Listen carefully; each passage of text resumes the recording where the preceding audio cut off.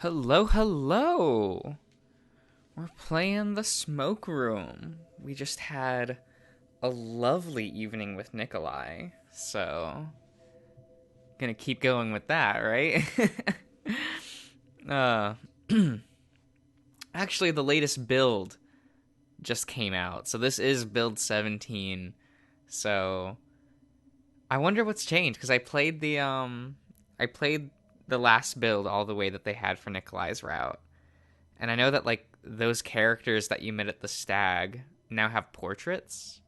So I'm wondering, do they now have portraits in that scene when you're at the stag? But we'll get there when we get there, right? Uh, I come to in the darkness, complete darkness, blackness that's so thick it feels alive. My head hurts, my forehead it feels. I reach up, then grasp as I feel a crater where it should be smooth. My head's been bashed in, but somehow I'm alive. I cradle my head gently in my paws, thinking. What happened? I can't remember anything. I can't remember who I am. Let me just adjust my microphone real quick. I just know that I'm me and that I'm in trouble. And now I hear something moving, something slithering on the ground next to me. Hello? The sliding sound stops. I stare into the darkness, then everything crashes in on me at once. I need help. So I start to cry. Help me, please. I beg the thing in the darkness. The slithering sound starts up again and moves closer, but it's slower now. Then, when it's just a foot in front of me, I hear it. It doesn't speak words I know.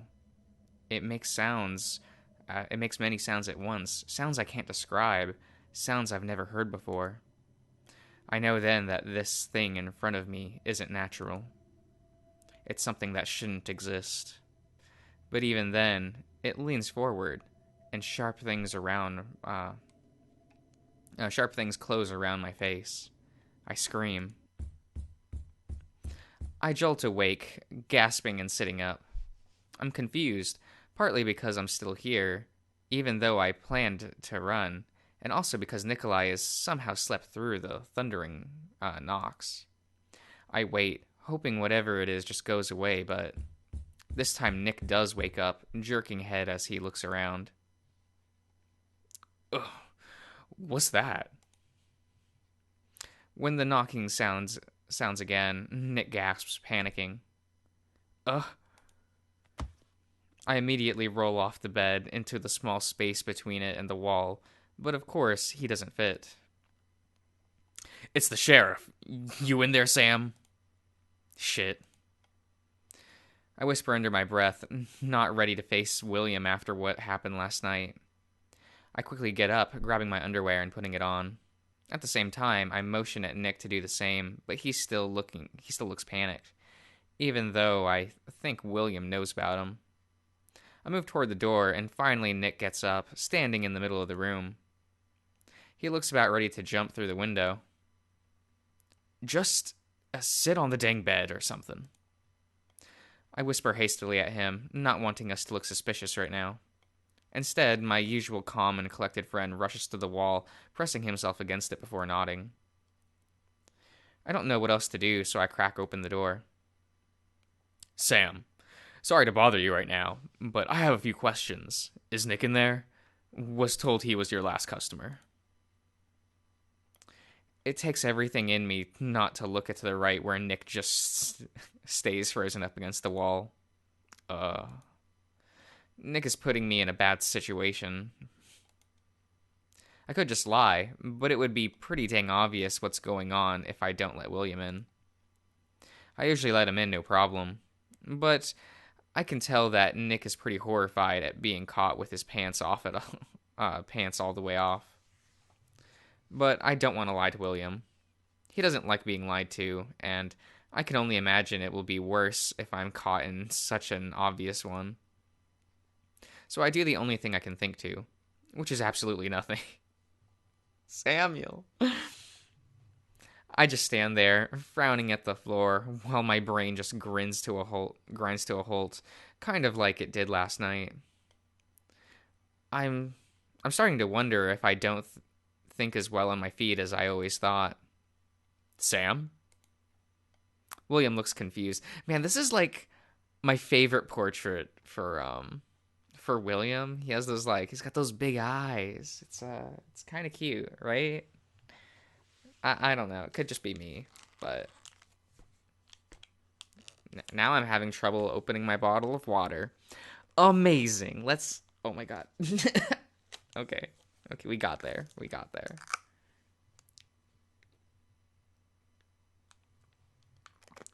We're good. We're good. Yeah. I can stay hydrated while doing this, just like Samuel always is. William looks confused. Then annoyed. Christ, Sam, is he really? Nick finally brings our pointless shifting around to an end. Thank God, as he steps out from against the wall. Good morning, William. William only pauses for less than a second before continuing on like nothing else happened. Oh, there you are, Nick. Morning. Then there's another few seconds of quiet as I think all of us are just really conscious of Nick's prick hanging out.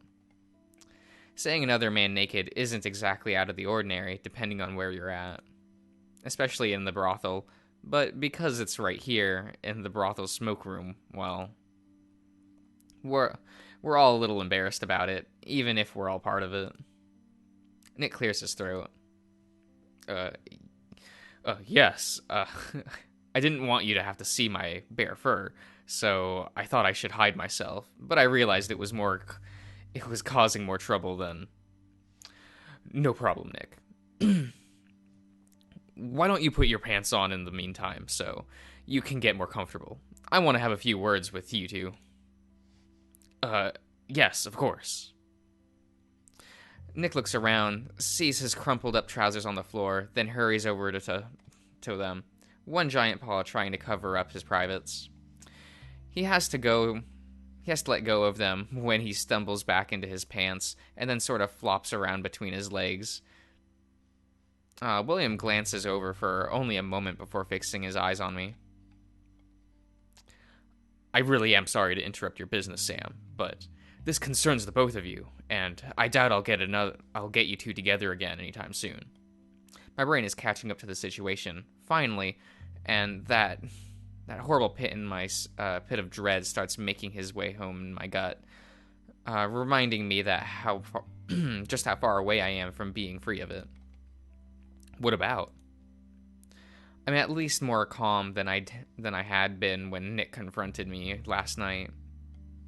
Actually, I feel a lot better than I think I should, and I start to wonder if it's because Nick is kind of sharing this with me now. A burden to share. I've put on my trousers. I can see that. Okay. I'm starting to feel fidgety with all the small talk. William made this sound important, but he's sure taking his sweet time to get to the point. So, I'm gonna ask a few questions that might seem a bit tough, if you think you can handle that. Man, so I like Nikolai. I think he's cute. But damn William though. I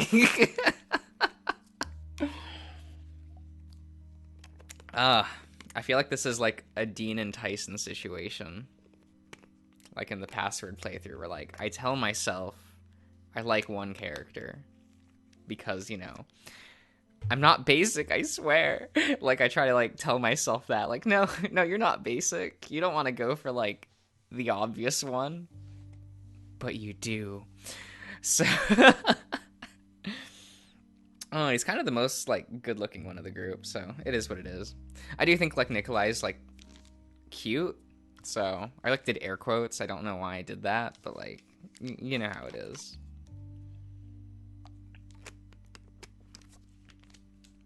He is a fun character though, and I'm like super interested in the lore of like the mines and shit because of like what happened in Leo's route in Echo. So I was like spurred to do like Nikolai's route first, just because I'm like, what, it has to do with the mines? Well, gotta go to the mines. But yeah. He's looking right at me. I look right at Nick, but he looks at the floor. Did he tell Samuel? Not Sam. Did he tell William something already? Sam. I get my eyes back over to him, trying to sit on the bed in a way that doesn't show how I feel feel inside now. You remember when you got yourself hurt a month back or so? Suddenly, that joint feeling I had with Nick just dissolves away. Still, I'm holding on to some kind of hope that what I thought was my friend is turning me in now. I would have wound up if I would have woken up if he left the room, I think. Think so. Memory's fuzzy. Having my brain shook up like that. Well, think you can recall where it might have happened? I know you weren't sure last time. Maybe something jogged your memory. I put on a show of thinking about it hard, then I just shrug. William sighs deeply, looking over to Nick. Nick, can you tell Samuel where you saw him coming from after he was mugged? I look back at Nick, wondering if my feeling of deep betrayal is showing in my eyes. It must, because he looks away again as soon as I do. Nick. Now, Nick is the one to let out a real big sigh. I saw you heading west up the main street as I was walking to work. I nod as if this isn't implicating me in anything. All right, maybe one of the miners could have attacked me. I try not to wince when I remember that Jack was a miner, at least for a little bit. The two of them just let a silence drag on, and I almost have to laugh at how absurdly dumb this is. The one man in this town I didn't want to find out about this is doing just that the more I talk and fidget and act like I'm not completely guilty. William sees right through it. It's his job to do that. Listen, Sam, we're not accusing you of anything. I just want to know what you might know. I just really don't remember, William. Listen, Sam. I know you've been mugged before. It happened when you're out messing around before the crack of dawn, but maybe it's something worth looking into if it happened the same night. I just remembered an important detail, William. Nick steps just as William's starting to interrogate me for real. Oh? And what might that be? Well, I just remembered that the point where I came across Sam was further in town, amongst the first businesses on Main Street. What? Weren't you traveling straight from the bunkhouse to the mine? Ugh. That is my usual route. But I had to head into town to, well, this is embarrassing to admit, but I sometimes search the streets for disposed of newspapers. I am short on money, and I like to know what might be happening back east where my family live. Not to mention what might be happening to family in my home country as well.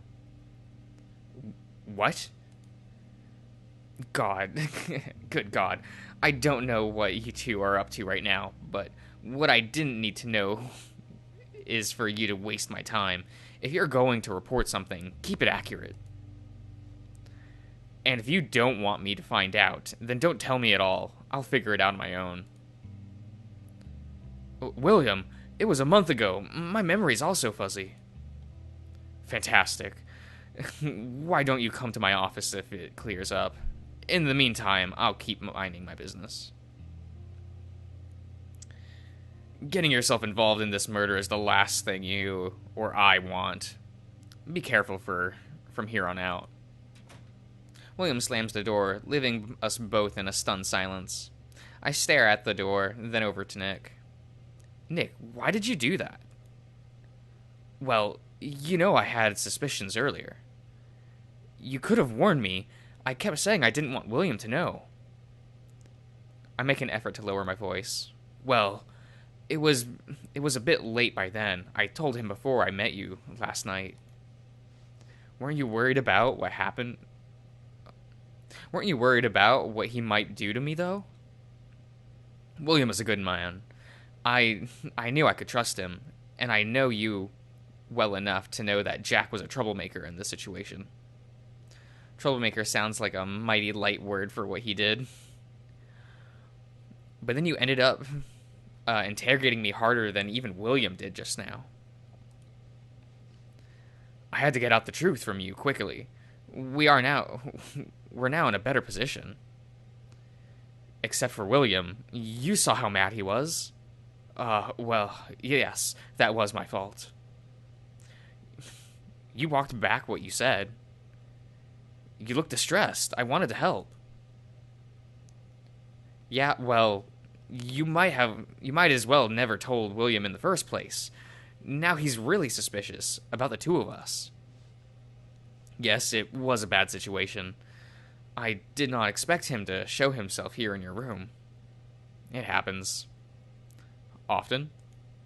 Often enough. Nick stands there, looking around. Well, I am late for work. I think I will go into the back entrance to get your coins today during my lunch, if they're still there. Wait, seriously? Of course. I assume it took you quite a long time to save up double eagles. It did, a better part of 2 years. How do you know where that is? Well, I helped move the body, so I know where it happened. It's quiet again. Then the badger stoops to grab up his shirt.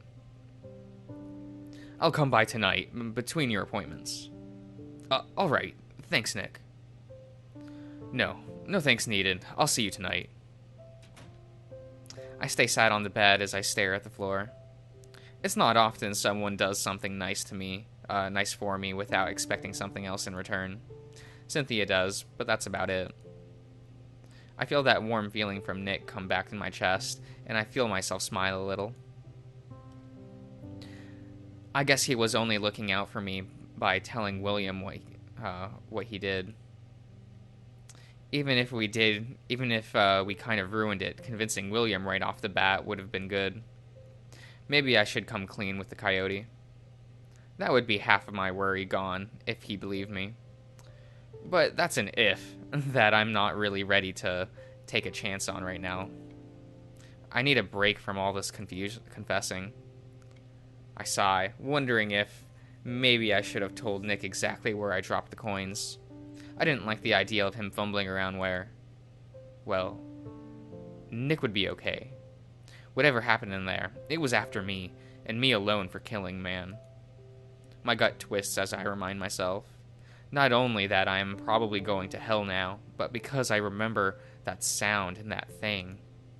It happened right after I killed Jack, so it only makes sense that it's only haunting me. But what if it isn't? What if it's still there, waiting for the next person? No, that was the devil. What if it wasn't?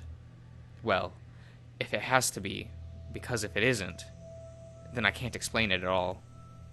I imagine Nick feeling around in the dirt for the coins, some indefinable shape coming up behind him to smother and pierce him. Shit. My heart seems to plummet into my ass, making me squirm and dig my claws into my arms. I can't let him go in there alone. Even if he moves the body, he was with people. What if he's alone? I gotta stop him. Either I go there with him, or I warn him and make him realize I'm crazier than he already thinks. Oh well. Double eagles aren't worth Nick getting hurt in there, or worse.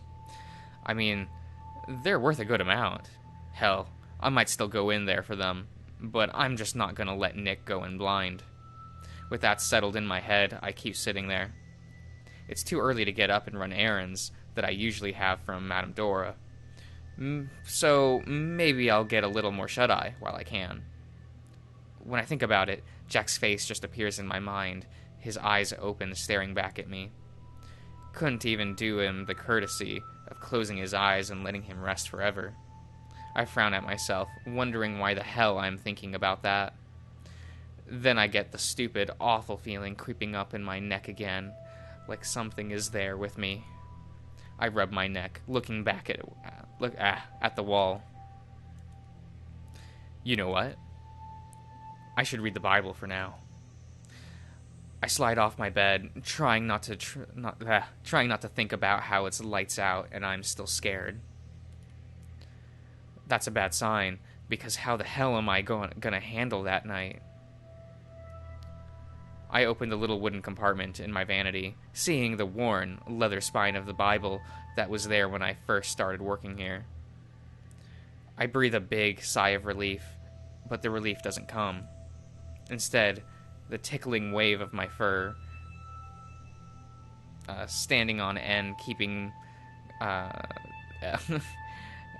end, keep going up to my spine and neck. Finally, I feel exactly where the presence is coming from. I look up and see a red eye stare back. Gah! Ah, Samuel. I jump from seeing my own goddamn reflection. I stare at myself, a look like I can't believe what just happened on my face. Then I laugh in a loud, hollow sort of way, because it should be funny, but it isn't at all. Holy shit. Holy shit, I might actually be going crazy. Fuck, I need to get out of here. I finally snap shut the chest. Yeah, hiding the Bible from sight, saying a quick sorry to God for cursing in front of the holy book. Then, I'm getting dressed as quickly as I can. All the while, I don't look over at the vanity. Even though I know it's all nonsense, I still can't help but feel like that isn't me looking back. There's something else.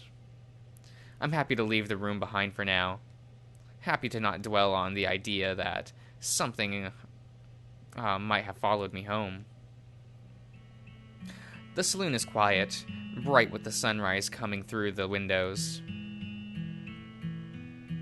Man, I'm like looking at like the audio levels and like this music's loud. I hope you can hear me over the I guess I could scroll over here and like lower it a bit. Lower it more. Okay. Watch that not help. I don't know. Most everyone else is asleep. They were probably up way later than me. I gotta get back. Go out the back, because that's the most important part of me keeping my work private. If no one sees me leave the place, then most just assume I'm some vagrant with weird fur. Of course, unlike the girls, my clients have to find me, so there's a certain level of me being in the know, and I'm comfortable with, and I'm happy with where I'm at. I'm feeling better already, feeling the warmth of the sun soak into my fur, listening to the townsfolk slowly wake up and bring the streets around me to life. It seems loony that I felt the way I did in my bedroom, and just needed to get out. There's a real bounce in my step when a door opens up in front of me and of all people, that weasel pops out. It's like he shoves his paws up under my ribs and squeezes my lungs with the way I deflate. I hunch over like I usually do, shoving my paws into my pocket and try not to be noticed as I slink past. Of course he spots me. "Oh, howdy, Sam." I sigh, drawing back against the wall of the building that he came out of, so we're out of everyone's way. Howdy. Cliff looks at me with an expectant smile. What? Well, how did it sound? What? My howdy! I am working to assimilate better. It's a shortening of how do you do, you know? Yeah, I know. I've never actually thought about it. Which is actually why you're not noticing is the best compliment you can give. It did not stand out. I think back. Well, maybe it kind of did. I don't think I was paying attention. Good enough for me. Even though my instinct wants me to reject this little fella from being so completely different from me, I kind of want to kick myself for being so down on him. He's not hurting anybody, aside from himself, that is. If you're gonna hurt somebody, it might as well be yourself.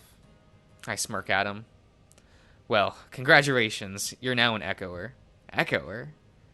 Is that what Echo fans call themselves? Echoers? I would just call them gay, but you know, you gotta kick up the balls and being stuck here forever. Are you implying that you are stuck here? I shrug. Kind of. Have nowhere else to go. No real money either. And I'm a suspected murderer. Well, never limit yourself in such a way. Look at me. I'm a mixture of so many things that should never have turned up in a place like this. Yet here I am. Well, my advice to you is to get out of here while you can. They say that if you miss your train, it's gone for good. Don't be silly, Sam. You can still take a carriage or walk if you don't have the means. Which just moves you on the shittier town that is Peyton. You know, it's like kind of really funny to me that like in this game, Echo is the hustlin' bustlin' town and Peyton is the shithole. And then you fast forward 100 years and Echo is like a garbage and Peyton has like real grocery stores. Like, damn. They might even have a Walmart. I need a train to get me out west, maybe further. Cliff's life of traveling suddenly doesn't sound like the worst. Even if it did land him in Echo, the poor chump. Is Bavia nice? It is, in fact. Being here has me appreciate the more refined aspects of Batvia and Westledale. Not that I don't appreciate the rough nature of the untamed West, though honestly, I find the cities here to be rather harsh as well. That's why William moved here from the big city, I think. Yes. I even heard stories back home of the brutal outfit that pull most of the strings in the city. I always thought that after coming from over here, he'd just kind of stick up his nose at all of this small-time crime here, but he takes everything seriously. It's weird having... It's real weird having an actual conversation with this weasel. Oh, but Samuel, you'll have so much more in his route. You'll show Cliff so many pleasures. And Murdoch. Fucking bitch that he is. There's no Murdoch stans in this, watching this, right? Right? He's not my least favorite of the four. Sadly, Clifford is, but that doesn't mean I dislike Clifford. He's a good boy, kind of a cutie, but not really my thing, you know. I guess talking a lot has its advantages. Say, you're friends with that female Kit Fox at the saloon, correct? Cynthia? Yes, she's the one. What about her? Last I remember, the weasel was trying to sneak away from her. Well, she is a member of the Meseta tribe, is she not? I think so. She doesn't talk much about it. She gets real testy if you try. I know. I was hoping that, because you are a friend, that you might be able to help me. Huh. Just because we're friends doesn't mean she'll get along with anything I suggest she do. What do you want her to do anyway? I feel myself getting a little protective of Cynthia, wondering if maybe she wants to run his big school experiment on her, or something. Oh, nothing too strenuous. I simply would appreciate some direction as to where I should go. That doesn't sound like too much trouble, I guess. Well, were you still wanting to make an appointment with me? Well, if you're interested, you didn't seem to be last night. I was already booked. Just make an appointment with the madame. That that you'd like time to in the smoke room. Oh, I don't smoke. It's code, I guess. It tells them that you want to see me without saying it out loud. You remember what happened when you did the last time. Oh, understood. Anyway, I can talk to Cynthia and maybe set something up between the two of you, alright? Thank you, Sam. Sure. Anyway, it was nice talking to you, Cliff. See you around the saloon, then. Indeed.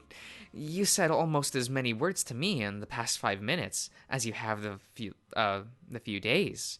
I look forward to our appointment. I wave at him before setting off down the street again. Cliff was a nice distraction while it lasted, but now I'm back to thinking of Nick. It's probably less than an hour until noon, which means I gotta head over now if I'm gonna catch him. So I start walking that way. It's getting I start getting a creepy feeling, one that's different from what I'd felt in my room, thank God. This feels more like someone real is watching me. I scratch the back of my neck, trying to look like I'm not walking somewhere I'm unfamiliar with. In fact, I don't think I've walked this way since the day it happened. I come up to a small crowd that's packed in front of the press building. Then it's a tent now because a month ago a group of men burned the place down before something was printed in the papers that they didn't like. The dirt around it is still a blackish color from the old ash, whatever. Now that I'm finally at the place where I might have a reason to stop, I face the tent, looking to my left up the street where I'd come. There's nothing out of the ordinary on the wide street. People here and there going about their business. There's a wolf lying down by another saloon, a much smaller one than ours. But as I'm looking at him, I see something move at the side of the saloon, around the corner to the alley.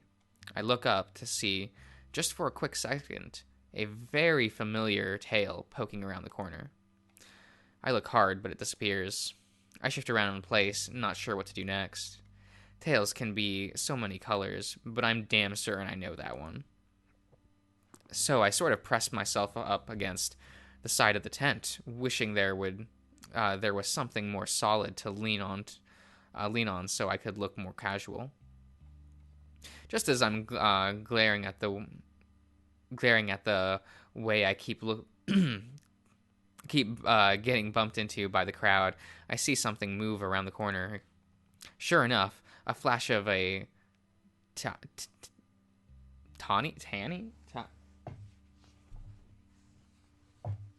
Where'd my phone go? Damn, I think it's up in my room. Yeah, I'm not. Yeah, there's no reason to go get that. I don't know the Tony. What? Is this a color? Man, I'm an idiot. I look up the street right away, pretending I didn't see the coyote spying on me. God. Damn it. If I wondered how suspicious William is of me, I just got my answer. This is the worst time, too. I need to get to Nick now, otherwise I'm going to miss him, and he's going in there alone. So, I start to press my way through the crowd, getting a shove or two from the loud men as I squeeze by them. I automatically snarl and curse at them, like you're supposed to when another man disrespects you in your own town. But I'm only thinking about William now. As soon as I'm past the tent, I take a quick left onto a smaller road with hardly any buildings except a house or two. With no one around now, I speed up, jogging down the road, before stopping in front of one of the few buildings around. More of a shack, really. I look behind me. Right as I do, I see William framed right there between the tent and the building next to it. My heart freezes, but he isn't looking at me. He's looking into the crowd of men, an angry glare on his face as he pushes a few of them aside. I'm numb as I walk into the shack. Coming out of the brightness from outside, I could hardly see anything except the glow of a small lantern in the corner. I stand there for a few seconds, feeling dazed, waiting for my eyes to adjust. I know people are in here, I can hear them, but I can't smell them because something else crowds my nostrils. All of a sudden, all that comes to mind is one of my old customers, one that I still remember because he was a panda and because he smelled just like this. Incense. I frown, wondering. Lee? I could never say his name right because my mouth just can't put the first and second part of Liu.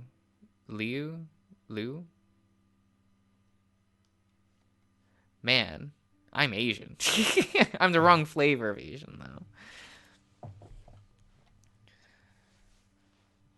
though. So when I said Liu, he laughed and said Lee was fine.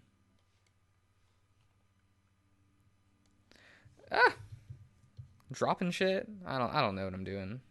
Sorry, just give me a second. I'm gonna grab some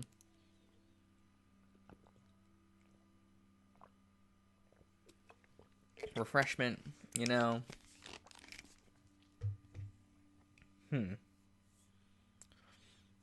Actually, I think I'm gonna cut the video here. That sounds fine. Yeah. See you around, everyone.